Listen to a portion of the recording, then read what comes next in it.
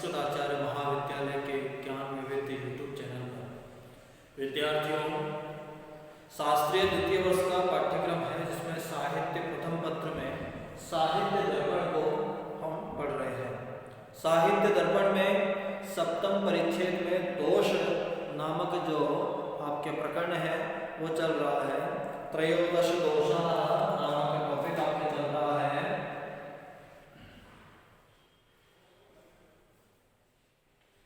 और इसमें हम कुछ दोषों को पढ़ चुके हैं जो पद पदांश वाक्य अर्थ और रस दोष जो हैं उनमें पद पदांश वाक्य दोष जो चल रहे हैं उस पदगत दोषों में जो 13 दोष हैं उनमें से हम कुछ दोषों को पढ़ चुके हैं। आज उसमें हम लोग अप्रतितत्व नामक जो दोष है वहां तक पढ़ चुके हैं। आज हम संदिग्ध दोष से प्रारंभ कर रहे हैं। जो संदिग्ध जो दोष है जिसके बारे में कहा गया संदिग्ध अर्थात जहाँ पर संदेह मात्र हो वहां पर इस दोष के बारे में बताया कि जिसे किसी पद के द्वारा संदेहात्मक अर्थ का उत्पादन किया जाए वहां पर होगा संदिग्ध दोष। जैसे कहा आशी ही परंपरा वंद्याम करणे कृत्वा कृपां कुरु। अत्र वंद्यादिम इतिम किम वंदे भूता यामुत वंदिनी याम इति संदेह। तो यहाँ पर जो संदेहात्मक स्थिति जो उत्पन्न की वही यहाँ पर संदिग्धत्व नामक दोष किया। देखिए यहाँ पर कहा कि महाराज आप प्रशंसा से भरी वंद्याम अर्थात आशीर्वाद परंपरा सुने और कृपा करें। अब वंद्याम शब्द से एक तो प्रशंसा अर्थ लिया गया, दूसरा कहा गया बंदी बनाई गई नारी। वंद्याम अर्थात बंदी बनाई गई नारी और एक अर्थ है प्रशंसा पूर्ण। तो यहाँ पर संदेह हो गया कि प्रशंसा पूर्ण अर्थ लें या फिर वंद्याम से बंदी बनाई गई नारी अर्थ लें। प्रसन्नता अर्थ लें तो प्रसन्नता से सुने और कृपा करें ऐसा अर्थ लिया। दूसरा अर्थ लिया वंद्याम से नारी अर्थ, तो जो बंदी बनाई गई नारी है उस पर आशीर्वाद करें और उपकार करें ऐसा अर्थ वहां पर लिया गया। तो इसीलिए यहाँ पर वंद्याम पद में संदिग्धत्व स्पष्ट रूप से दिखाई दिया क्योंकि यहाँ पर संदेह उत्पन्न हो जाता है। इसमें प्रशंसापूर्ण अर्थ लिया और दूसरा है कि बंदी बनाई गई नारी अर्थ लिया जाए। ये दोनों अर्थों में यहाँ पर संदेह उत्पन्न हुआ, इसलिए यहाँ पर कहा गया संदिग्धत्व नामक दोष किया गया। अगला है नेयार्थत्व। नेयार्थत्व के लिए कहा नेयार्थत्वं रूढ़ि प्रयोजना भावाद शक्ति कृतम लक्ष्यार्थ प्रकाशनम। आठवां जो कहा गया उसे कहा नेयार्थ। नेयार्थ वह दोष बताया जिसमें किसी पद के द्वारा ऐसे लक्ष्यार्थ का प्रकाशन किया गया हो जिसमें ना तो कोई रूढ़ि हो ना ही किसी प्रकार का प्रयोजन हो, जिसका कारण एकमात्र प्रयोक्ता की अशक्ति अर्थात अव्युत्पत्ति का ही प्रकाशन किया जाए। तो ऐसे पद के द्वारा लक्ष्यार्थ किया जाए जहां पर ना कोई रूढ़ि है ना ही किसी प्रकार का प्रयोजन स्थापित करना है, जिसका केवल एकमात्र जो प्रयोक्ता जो है उसकी अशक्ति अर्थात शक्तिहीनता या अव्युत्पत्ति अर्थात जिसकी कोई अभिप्राय ना हो, इस प्रकार का दिखाना जो है वो क्या होगा नेयार्थत्व दोष वहां पर लिया जाएगा। उदाहरण यहाँ पर दिया कमले चरणात्यातम मुखम सुमुखी ते अकरोत। अत्र चरणाघातेन निर्जितत्वं लक्ष्यम। अब यहाँ पर क्या किया गया नेयार्थत्व का उदाहरण दिया कि अरे सुंदरी तुम्हारे मुख ने कमल के चरण से प्रहार कर दिया। इसमें चरण के आघात से जितना यह लक्ष्यार्थ है अर्थात यहाँ पर तुम्हारे मुख ने कमल में चरण से आघात कर दिया, प्रहार कर दिया। तो तुम्हारे मुख के द्वारा जो कमल जो है उसमें चरण से प्रहार कर दिया गया। ऐसा यहाँ पर चरणाघात जो पद प्रयुक्त किया गया वो यहाँ पर नेयार्थत्व दोष को प्रतीत कराता है, क्योंकि इसमें जीत लेने का जो लक्ष्यार्थ निकलता है वो चरणाघात पद का वाच्यार्थ यहाँ अनुपन्न है, अर्थात उसका वहाँ पर कोई अभिप्राय नहीं है। जो मुख के साथ चरणाघात लात मारने की क्रिया का जो संबंध दिखाया गया है वो ना तो कोई रूढ़ी है ना ही किसी प्रकार के प्रयोजन से दिखाया गया, वह प्रोक्ता के असामर्थ्य का कारण है। जहाँ पर उसके मुख के कारण हो सकता है कोई पुष्प चुन करके ले आया, ऐसा अर्थ निकालता चलता, लेकिन चरणाघात वहाँ पर जो पद प्रयुक्त किया गया उससे वहाँ पर क्या हुआ, नेयार्थत्व दोष उत्पन्न हुआ, क्योंकि जो चरणाघात करना अर्थात पैर मारना, लात मारना जो है उसका मुख के साथ किसी प्रकार से कोई संबंध नहीं है, और इसीलिए यहाँ पर रूढ़ी और प्रयोजन शून्य होने के कारण जो प्रयोक्ता है, जो प्रयोग करने वाला है, उसकी असामर्थ्यता को, अशक्ति को ही वहाँ पर प्रतीत करवाया गया है। इसलिए यहाँ पर जो दोष है वो नेयार्थत्व दोष उत्पन्न हुआ। नेयार्थ पद उन पदों को कहते हैं जिसमें निषिद्ध लक्षणादि पद हो, जहाँ पर लक्षण जो है वो निषिद्ध हो रहा हो, जैसा कि आचार्य कुमारिल भट्ट ने भी कहा है। क्या कहा है उन्होंने, निरूढ़ा लक्षणा कांचित सामर्थ्यादिधानत्वत् क्रियन्ते सात प्रथम काश्चिन्नैव त्वत् शक्तितः, अर्थात कुछ लाक्षणिक पद तो ऐसे होंगे जिनका प्रयोग प्रवाह में पकड़कर वाचक सरीके बन जाते हैं, जो कि वाचक रूप में हो जाएंगे, जैसे कि कुशल आदि पद जो है, और कुछ ऐसे प्रयोग होते हैं जो प्रयोजनवश यथा समय यथा संभव लाक्षणिक पद बन जाते हैं, जैसे गंगायाम घोषः आदि में गंगा आदि पद जो है वो लाक्षणिक अर्थ को प्रस्तुत करने के वाले बन जाते हैं, किंतु बिना रूढ़ी और बिना प्रयोजन के ही किसी पद को प्रयोजन के जो लाक्षणिक मान लिया जाए, वहाँ पर रूपो घट आदि में जो रूपवान है अर्थ में जो रूप आदि प्रयोग किया गया वो निषिद्ध लाक्षणिक पद हो गया, उसी प्रकार से वो अव्युत्पत्ति प्रदर्शन करने वाला है, इसलिए उसको दोष रूप में वहाँ पर मान लिया गया। तो इस प्रकार से यहाँ पर नेयार्थ दोष को किया गया। अगला है निहितार्थत्व दोष। इसके लिए कहा गया निहितार्थत्वम् उभयार्थस्य शब्दस्य अप्रसिद्धार्थे प्रयोगः, जहाँ पर किसी उभयार्थक पद के द्वारा, दो पदों के द्वारा अप्रसिद्ध अर्थ में प्रयोग किया जाए तो उसे यहाँ पर मान लिया जाएगा निहितार्थत्व दोष। जहाँ पर किसी शब्द के द्वारा उसके दो अर्थों को प्रस्तुत किया जाए, उभयार्थक पद हो, कोई एक पद के कोई दो अर्थ निकल रहे हो और वो अप्रसिद्ध अर्थ प्रयोग किया जाए, जहाँ पर उसका प्रसिद्ध अर्थ ना लेकर के अप्रसिद्ध अर्थ उसका लिया जाएगा तो उसे क्या कहेंगे, निहितार्थक दोष। क्योंकि प्रसिद्ध तो सब जानते ही हैं, अगर प्रसिद्ध अर्थ लिया तो उसका वो गुण बन जाएगा, दोष नहीं बनेगा। लेकिन किसी पद के दो अर्थ निकलते हो, उभय अर्थ हो, और उसमें जो एक प्रसिद्ध अर्थ है उसको ना लेकर के जो अप्रसिद्ध अर्थ है उसको अगर ले लिया जाए तो वो निहितार्थक दोष बन जाएगा। जैसे कि इन्हें उदाहरण दिया, यमुना यमुना संबर अंबरम व्यतानीत, यमुना का पानी आकाश में व्याप्त है, ऐसा उदाहरण दिया। यमुना संबर अंबरम व्यतानीत, यमुना का जो जल है, पानी जो है आकाश में व्याप्त है, ऐसा अर्थ लिया। ये तो इसका सीधा सीधा अभिधा का अर्थ हो गया।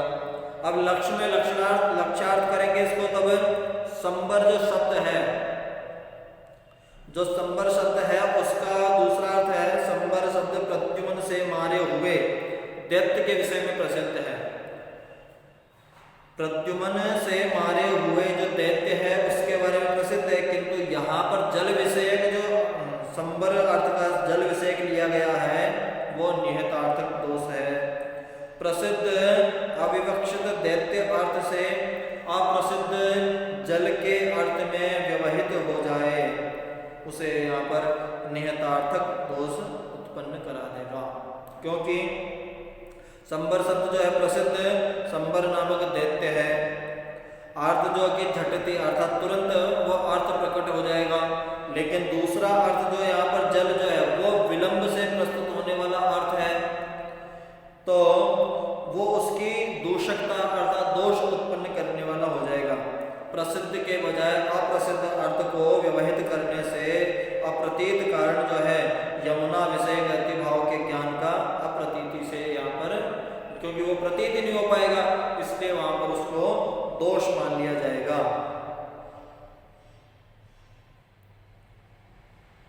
तो इसलिए यहाँ पर जो है ये यमुना संबर अंबरम व्यतानीत, यमुना से संबर जो है, जो संबर शब्द अर्थात दैत्य जो है वो अंबर की ओर चले गए, ऐसा अर्थ लेना था, लेकिन लिया कि जो जल है वो अंबर को चले गया, ऐसा अर्थ लेने पर वो जो है यहाँ पर नियतार्थक दोष हो गया। प्रसिद्ध संबर संबर नामक दैत्य अर्थ था, अप्रसिद्ध संबर का जल अर्थ था, तो अप्रसिद्ध अर्थ अर्थात जल लेने से वहां पर वो क्या हुआ, नियतार्थक दोष हो गया।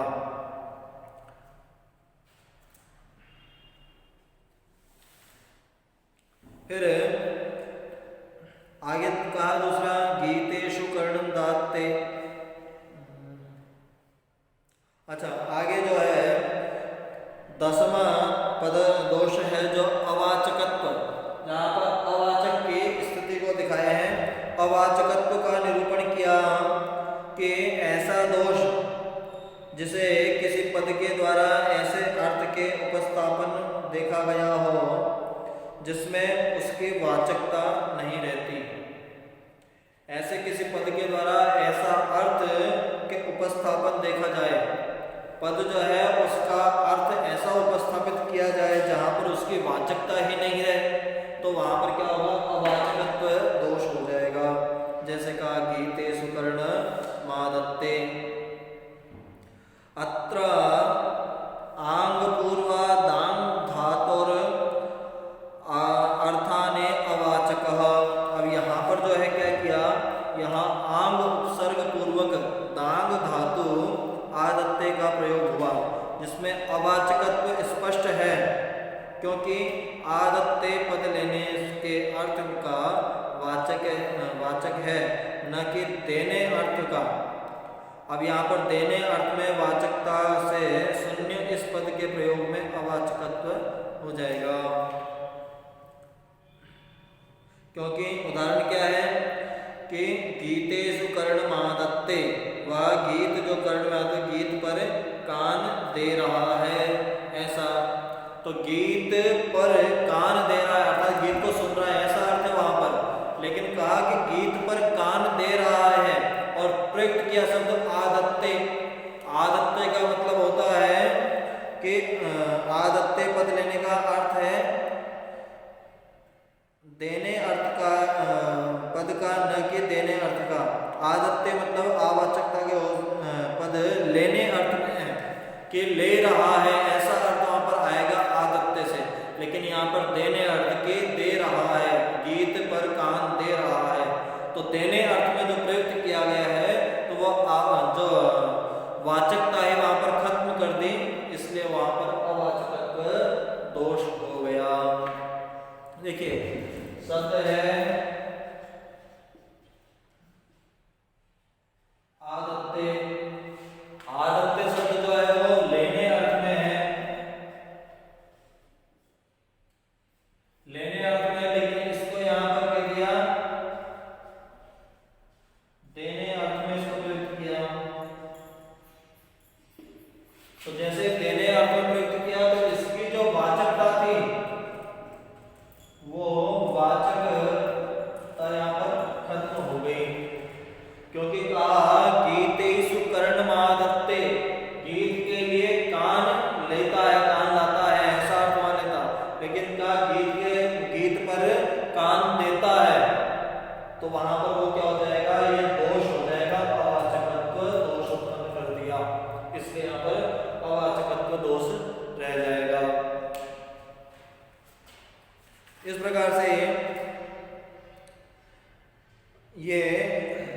अथवा अथवा जब तुम आ गए तब तो अंधेरी रात भी मेरे लिए प्रकाशमय हो गई।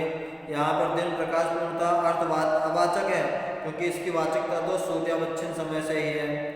तो यहाँ पर जैसे दूसरा उदाहरण भी दिया, दिनम में त्वयि संप्राप्ते ध्वान्तच्छन्नापि यामिनी अत्र दिनमिति प्रकाशमयार्थे अवाचकम। क्या कहा, जब तुम आ गए तब तो अंधेरी रात भी मेरे लिए प्रकाशपूर्ण हो गई अर्थात दिन रूपी हो गई। तो यहाँ पर दिन जो है वो प्रकाशपूर्णता का अर्थ में अवाचक है कि जो दिन है वो प्रकाशपूर्ण है, क्योंकि इसकी वाचकता तो सूर्यावच्छिन्न समय, सूर्य के समय की है, पर के ही अर्थ को स्वीकार करते हैं, न कि प्रकाशमयता अर्थ में भी। पर यहाँ पर अवाचकता को प्रस्तुत करा है कि रात्रि काल में भी प्रकाशमय हो गया है, तो ऐसा जो है वो वाचकता वहाँ पर खत्म कर दी। वाचकता खत्म होने से वहाँ पर अवाचकत्व दोष हो गया। इस प्रकार का यहाँ पर वर्णन दिखाया गया है। अब आगे जो है आपका क्लिष्टत्व दोष है। अगला जो दोष है उसका नाम है क्लिष्टत्व, जहाँ पर क्लेश का अनुकरण किया जाए। अब इसके लिए कहा, क्लिष्टत्व वह दोष है जहाँ किसी पद के द्वारा विवक्षित अर्थ की प्रतीति के व्यवधान अथवा विलंब में देखा जाए। किसी पद का जो अर्थ है वो प्रतीत होने में अर्थात उस अर्थ का ज्ञान प्राप्त होने में विलंब लगे या व्यवधान उत्पन्न हो तो वहां पर क्या दिया जाएगा, क्लिष्टत्व दोष। जो अगला दोष है वो है क्लिष्टत्व।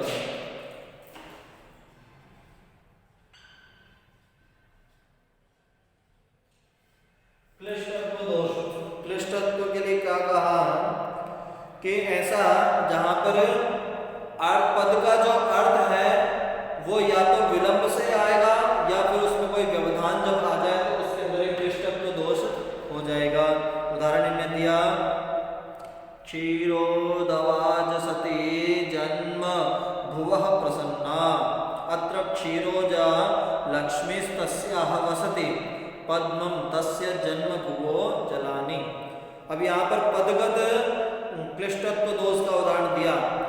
जल स्वच्छ हो गए, निर्देश पूर्वक लक्ष्य में लक्षण की योजना करते हैं। तो क्षीरोद का अर्थ है क्षीर सागर, उसकी कन्या अर्थात क्षीरोदजा अर्थात लक्ष्मी, उसकी वसते अर्थात निवास स्थान अर्थात कमल, उसके कमल की जन्मभूमि अर्थात जल, प्रसन्न अर्थात स्वच्छ हो, स्वच्छ है। अब उस अर्थ को प्राप्त करना था कि जल स्वच्छ है, ऐसा अर्थ है जल स्वच्छ हो गया, लेकिन उस जल को स्वच्छ करना ऐसा बोलने के लिए उन्होंने क्या कहा कि क्षीरोजावसति जन्म भुवः प्रसन्ना। क्षीरोजा अर्थात क्षीर सागर अर्थात क्षीरोजा मतलब क्षीरोज की पुत्री अर्थात लक्ष्मी, वसते जहाँ निवास करती हैं उस निवास स्थान अर्थात कमल की जो जन्म भूमि है वो प्रसन्न अर्थात स्वच्छ हो, ऐसा। तो अभी इस अर्थ को प्राप्त करने में जो विलंब हुआ वो विलंब के कारण यहाँ पर क्या हो गया, क्लिष्टत्व दोष हो गया। सिर्फ बात इतनी सीख ली जल स्वच्छ है, लेकिन कहा कि कौन सा जल, जो क्षीर सागर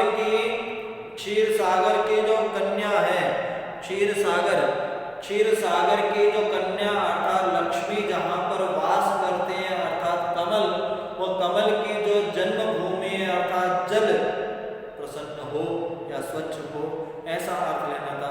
तो इसमें जो व्यवधान हुआ, जो विलंब हुआ, उसके कारण ही यहाँ पर क्लिष्टत्व दोष जो है वो उत्पन्न हो गया।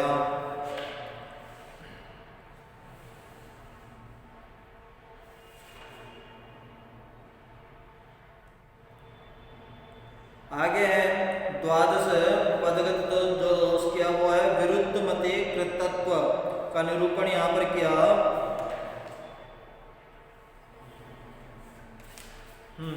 इसका निरूपण किया, भूतये अस्तु भवानीशा। कहा